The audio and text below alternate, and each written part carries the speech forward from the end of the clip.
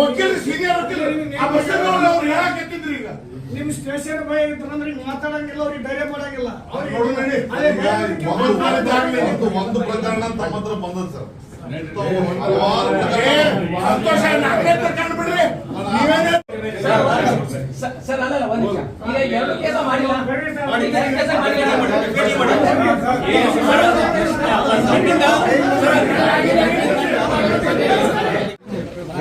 ಮನೆಗೆ ಹೆಣ್ಮಕ್ಳು ಹೊಡಿತಾರಂದ್ರೆ ಏನು?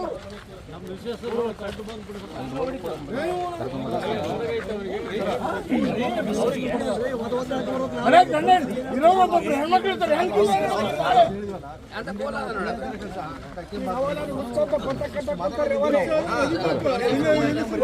ಆ ಪಟ್ಟ ಕಟ್ಟೋದು ಬಹಳ ನಮೂನೆ ಐತಿ.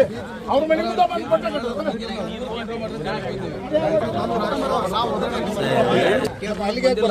ಕೇಸ್ ಮಾಡಬೇಕಲ್ಲ. ಊರಾಗ ರಕ್ಷಣೆ ಬೇಕಲ್ಲ, ಜನರಿಗೆ ರಕ್ಷಣೆ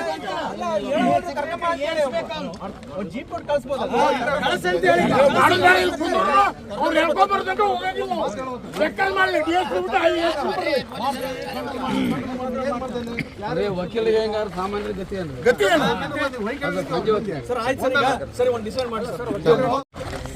ಈಗ ನೋಡ್ರಿ, ನಮ್ಮ ಬಸವೇಶ್ವರ ಬಡಾವಣೆ ಅಂತ ಬರ್ತದೆ, ಹೌದಾ? ಬಸವೇಶ್ವರ ಬಡಾವಣೆ ಬರ್ತದಲ್ಲ, ಅಲ್ಲಿ ನಮ್ಮ ಪ್ರಭಾಕರ್ ವಕೀಲರು, ಹೊಸಕೇರಿ ಪ್ರಭಾಕರ್ ವಕೀಲರು ಮನೆ ಅದ. ಯಾರೋ ಒಬ್ಬ ಮೂತ್ರ ವಿಸರ್ಜನೆಗೆ ಬಂದ ಹುಡುಗ, ಗೊತ್ತಿಲ್ಲ ಯಾರು ಅನ್ನೋದು. ಬಂದು ಮೂತ್ರ ವಿಸರ್ಜನೆ ಬಂದು ಇಲ್ಲೇ ಹೊಲಸು ಮಾಡ್ತೀವ ತಮ್ಮ ಅಂತ ವಕೀಲರು ಹೇಳಾರ. ಅಷ್ಟಕ್ಕೆ ಅವ ಸೂಕ್ಷ್ಮವಾಗಿಲ್ಲ ಅಂತ ಹೇಳಿ ಹೋಗಿದ್ದು ನಡೀತಿತ್ತು. ಹಂಗೆ ಹೇಳಿಲ್ಲವ. ಇವ್ರಿಗೆ ಸಣ್ಣ ಮಾತು ಮಾತಾಡಿ ಹಾಕಲ್ಲ, ಏನಿಲ್ಲ ನಿಂದೇನಿಲ್ಲ ಅಂತ ಮಾತಾಡ್ಬಿಟ್ಟಾರ. ಆದರೂ ವಕೀಲರು ಏನೂ ಮಾತಾಡಿಲ್ಲ. ಆ ವಕೀಲರು ಹೊಡೆದಾನು. ವಕೀಲರ ಮನೆಯಾಗ ಅವ್ರು ಹೆಣ್ಮಕ್ಳು ಬಂದ್ರೆ ಅವ್ರಿಗೂ ಒಂದು ಹೊಡೆದಾನ. ಮತ್ತು ಹಿಂಗಾದ್ರೆ ಹೆಂಗೆ ಗುಂಡಾಗಿರಿ ನಡೀದು 8 ದಿವಸ. ಆಮ್ಯಾಗ ಇದು ಪದೇ ಪದೇ ನಡೆಯಕತ್ತೈತಿ. ನಾನು ಈಗಾಗಲೇ SP ಅವ್ರ ಜೊತೆ ಮಾತಾಡಿ ಅವ್ರೇನೋ ಕಂಟ್ರೋಲ್ಗೆಲ್ಲೇ ರಾಯಚೂರಿಗೆ ಹೋಗ್ಯಾರಂತೆ. ಅದಕ್ಕೆ ಹಿಂಗೆ DSP ಅವ್ರಿಗೂ ವಾದ ಇಷ್ಟ ಅದ. ಇದು ಕಂಟ್ರೋಲ್ ಆಗ್ಬೇಕು. ಗುಂಡಾಗಿರಿ ನಡಿಬಾರ್ದು. ಗಂಗಾವತಿ ಶಾಂತ ರೀತಿಯಿಂದ ಇರೋನು. ಯಾರು ತಪ್ಪು ಮಾಡ್ರೆ ಅವ್ರನ್ನ ಹೇಳ್ಕೊಂಬಂದು ಮೊದಲು ಕೇಸ್ ಮಾಡಿ ಅವ್ರಿಗೆ ಆ್ಯಕ್ಷನ್ ತೊಗೊಳ್ರಿ. ಇರದೇ ಇದ್ರೆ ಭಾಳ ದಿವಸ ನಡೆಯಂಗಿಲ್ಲ. ಒಳ್ಳೇದಲ್ಲ ಇದು. ಶಾಂತಿಯಿಂದ ಇರೋನೆಲ್ಲರೂ.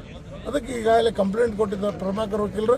ಅವ್ರು ಬಾಯಿ ಇಲ್ದವ್ರು, ಯಾರಿಗೂ ಪಿಟಕಂತ ಮಾತಾಡಂಗಿಲ್ಲ. ಅಂಥವ್ರಿಗೆ ಹೊಡೆದ್ರ ಬಡದ್ರ. ಅವ್ರ ಮನ್ಯಾಗ ಗಂಡ ಹೆಂಡತಿ ಇಬ್ಬರು ಇದಾರೆ. ಅವ್ರ ಮಗ ಬಂದಾನ ಅವ್ರ ರಕ್ಷಣೆಗೆ, ಹೌದಾ? ಇವ್ರು 8-10 ಮಂದಿ ಕೂಡಿ ಇದು ಒಂದು ಏನಂದ್ರೆ ತಪ್ಪು ಮಾಡಿದವ್ರಿಗೆ ಒಂದು ಗುಂಪು ಐತಿ. ಇದು ಬಂದ್ ಆಗ್ಬೇಕು. ಇರ್ಲಿಕ್ಕಂದ್ರೆ ತಪ್ಪು ಮಾಡಿದ್ರು ಅವರ ಗುಂಪುಗಾರಿಕೆ ಮಾಡಿ ಜನರು ಹೆದರ್ಸೋರು ಅವರು. ಅದ್ರ ಇದು ಹೆಂಗೆ ನಡೀತೀರಿ ನಾಳೆ? ಇದು ಭಾಳ ಕಷ್ಟ ಆಗುತ್ತೆ. ಈಗಾಗಲೇ 3-4 ಕೇಸ್ ಇಂಥವು ಆಗ್ಯಾವ. ಕೂಡಲೇ ಮಾನ್ಯ ಪೊಲೀಸ್ ಹಿರಿಯ ಅಧಿಕಾರಿಗಳು ಕ್ರಮ ತಗೋಬೇಕು. ಅವ್ರ ಮ್ಯಾಗ ಶಿಕ್ಷಣ ಆ್ಯಕ್ಷನ್ ತೊಗೊಳ್ಳಿದ್ರೆ ಮತ್ತು ಮುಂದೆ ಒಂದು ದಿವಸ ಗಂಗಾವತಿ ದೊಡ್ಡ ಹೋರಾಟ ಆಗ್ತದೆ.